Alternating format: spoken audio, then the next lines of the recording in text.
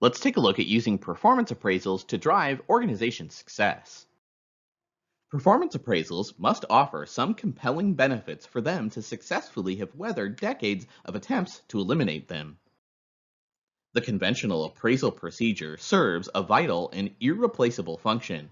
An effective performance system is the primary mechanism that allows organizations to make critically important decisions correctly.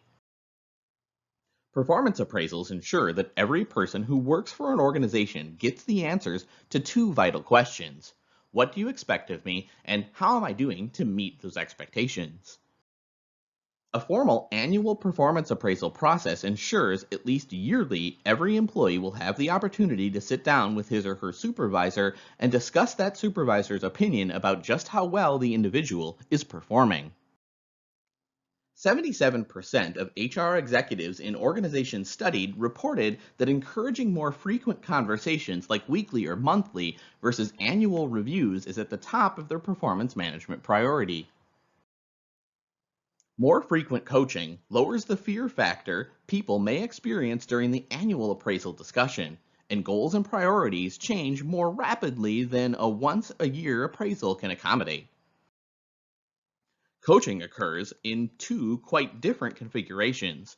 One is calendar-driven coaching, the familiar process that occurs when formal performance appraisals or planned intervals during the course of a year. Spontaneous conversations happen informally without structured planning. Increasing the frequency and enhancing the quality of these two forms of coaching can have a significant impact on individuals' performance. A great part of the discomfort associated with performance appraisals results from the belief that a manager's evaluation of performance of a subordinate, and specifically the appraisal rating, may not be correct. To address this, some organizations use a process called leveling or calibration, which involves scheduling a meeting with a group of managers, all of whom supervise employees in reasonably comparable jobs.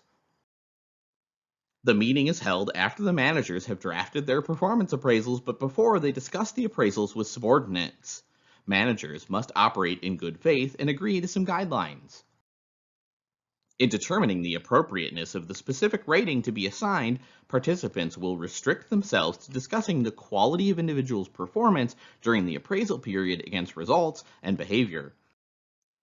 Leaders must be open to changing the rating of an employee when the information provided indicates that a change is appropriate.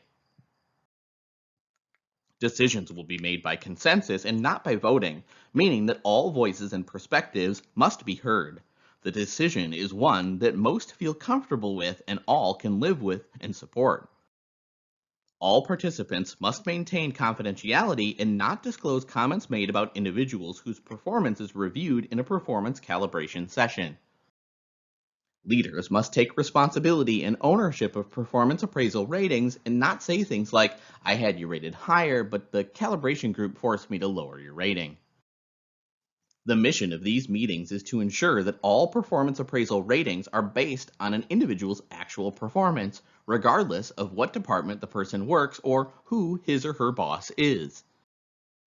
Given the importance of performance appraisals on business decisions, companies are implementing calibration procedures to ensure accuracy and level the playing field.